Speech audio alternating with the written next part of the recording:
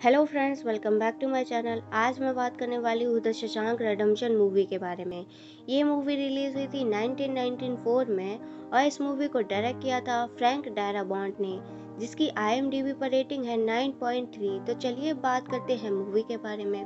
तो movie start होती है एंडी डुफ्रेन से, जो कि एक बहुत बड़ा बैंकर होता है।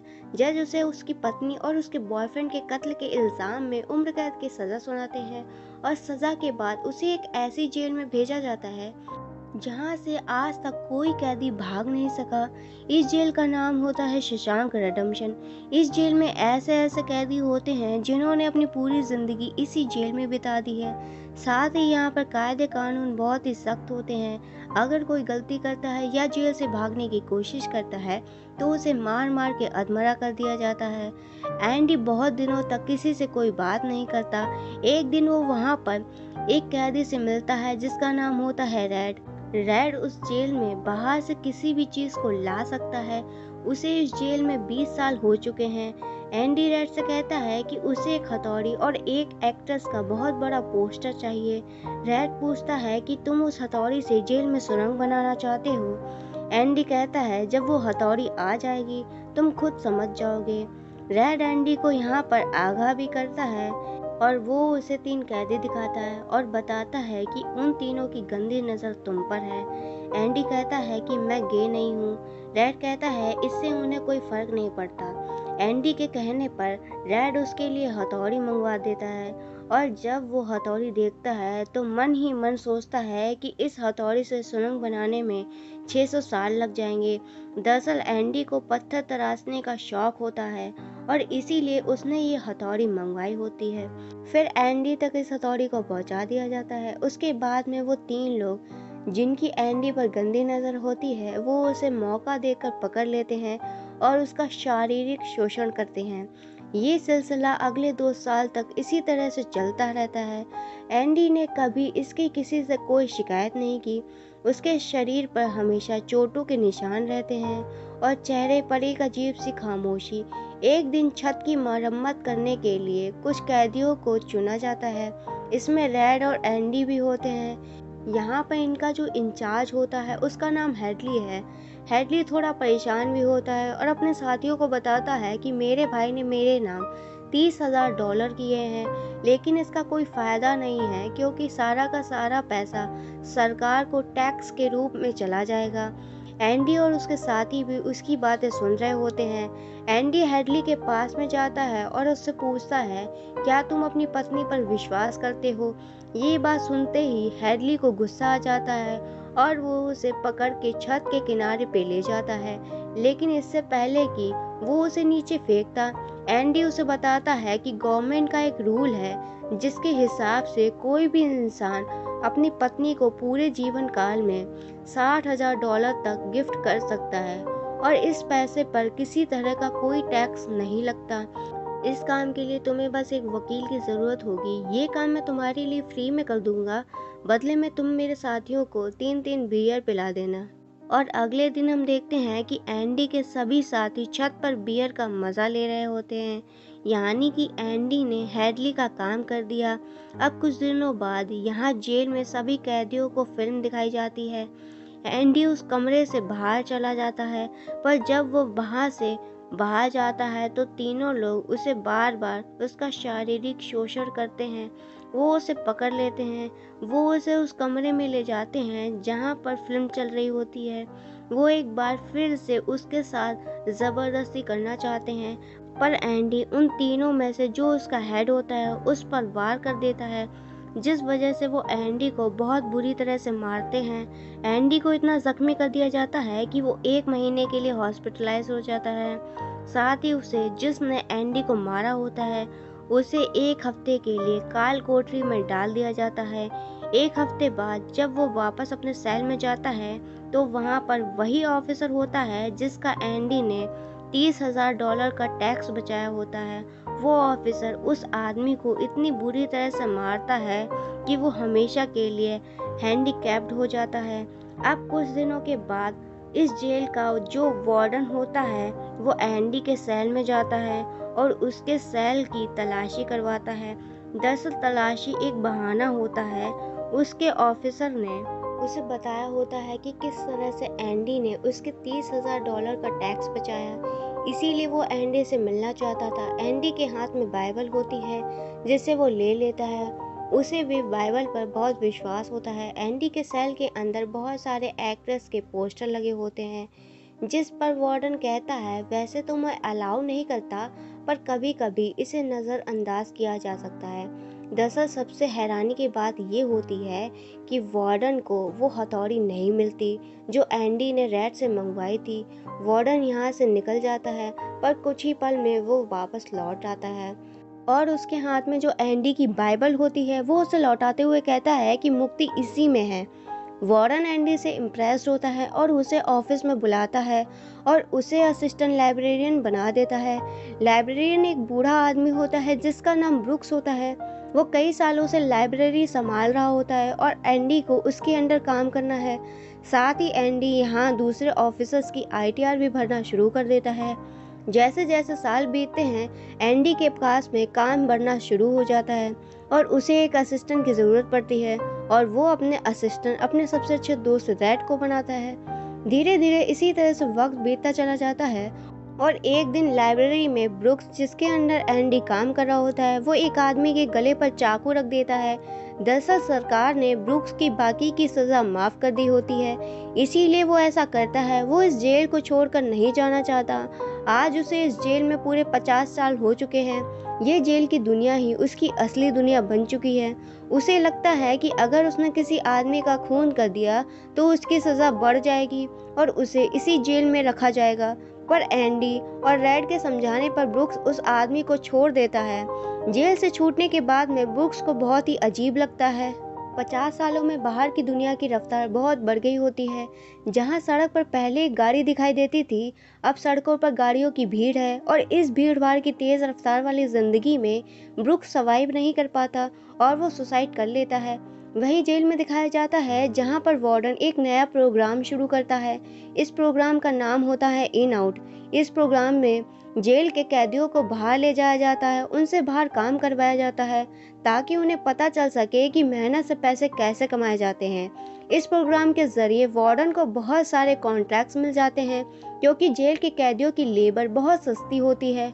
वार्डन बहुत सारे पैसे बना रहा होता है, पर उसका ये पैसा ब्लैक मनी होता है।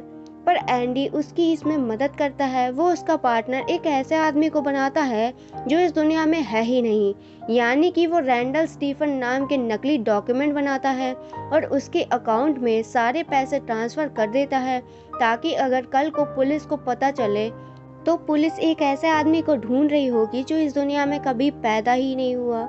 अब यहाँ जेल में एक नया कैदी आता है जिसका नाम टॉमी होता है।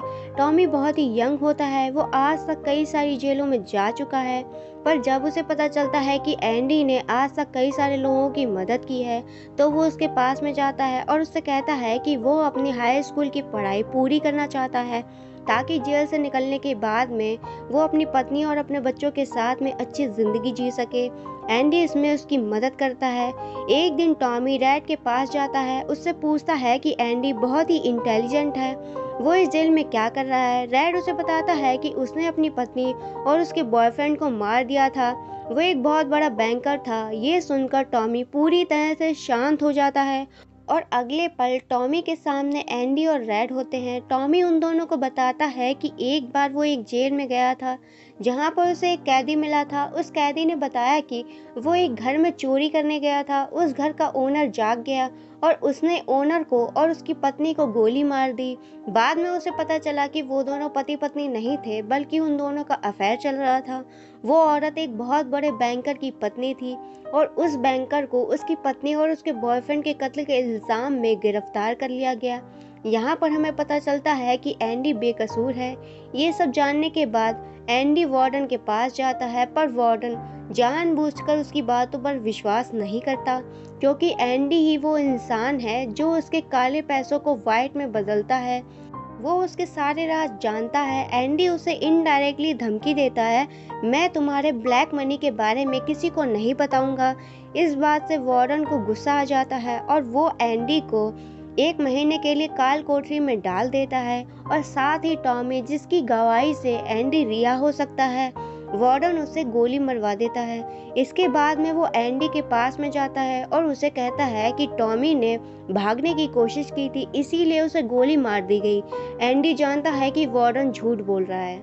वो कहता है कि आज के बाद में मैं तुम्हारा काम कभी नहीं करूंगा। वार्डन कहता है कि इसे 1 महीने और काल कोठरी में बंद रहने दो।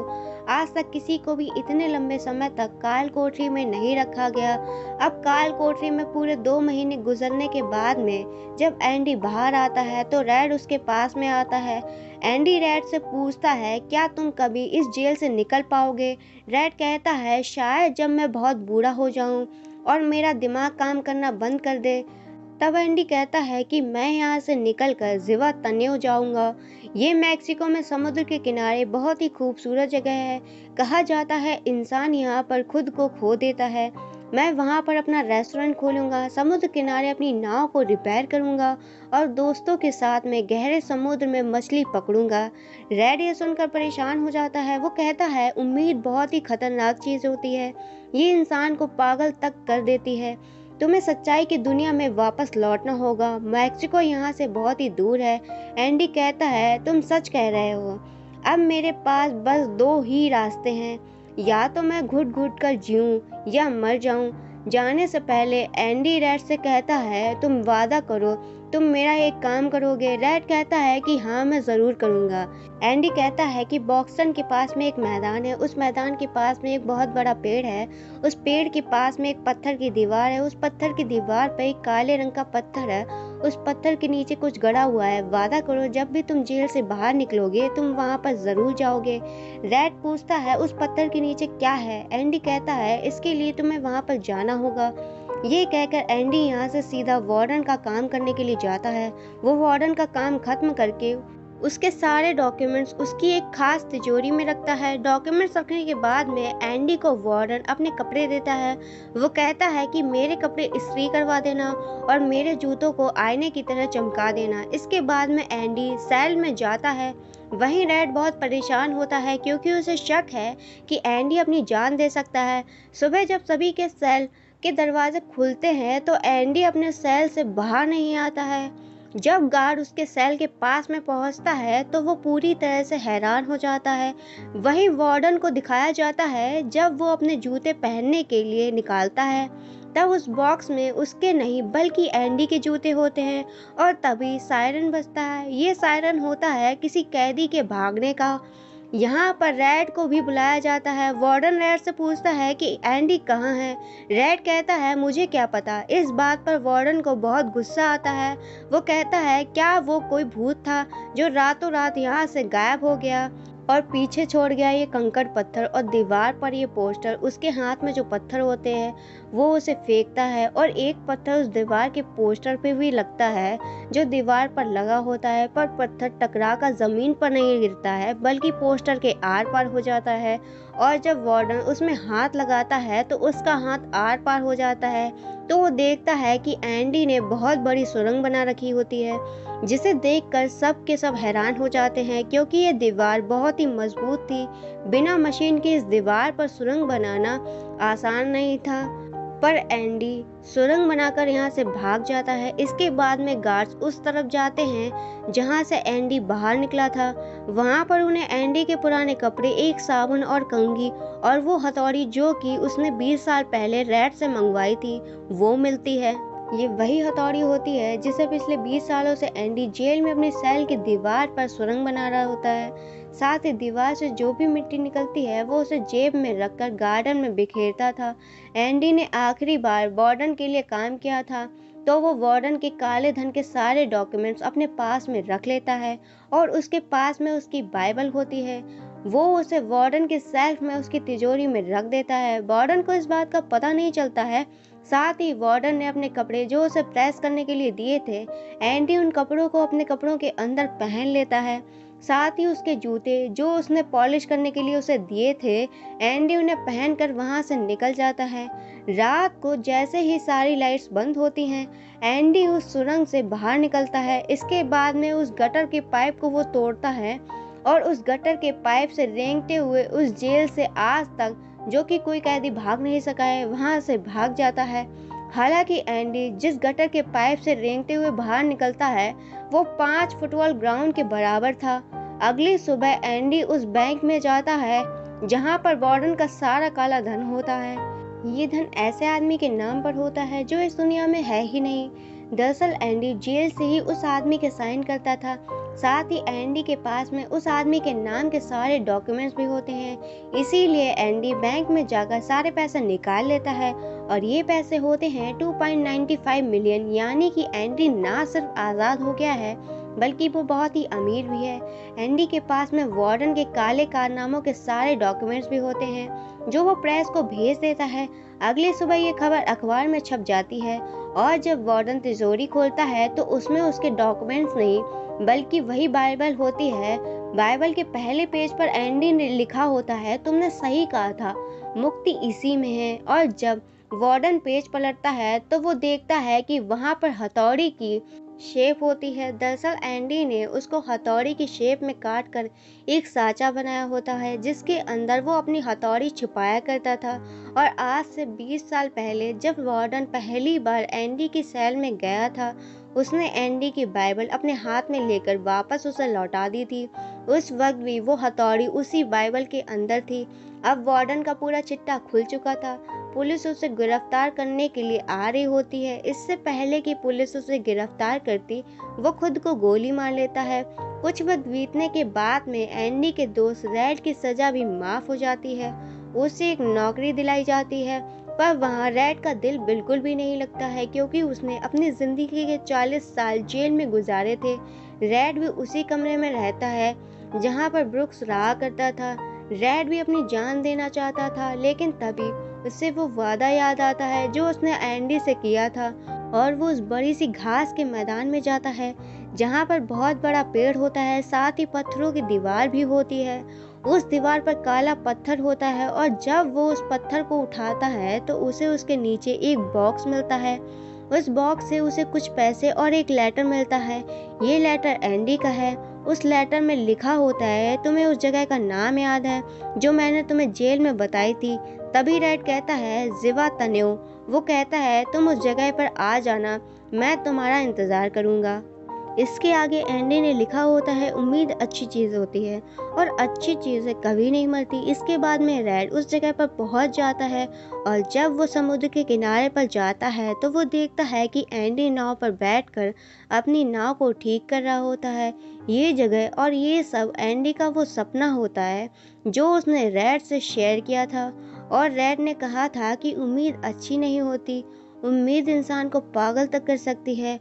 पर अब उम्मीद शायद दुनिया की सबसे अच्छी चीज़ है जिसकी बदौलत ना सिर्फ एंडी 20 सालों में सुरंग बना पाया बल्कि उसने वो सब भी पा लिया जो उसने अपनी ज़िंदगी में पाना चाहता था।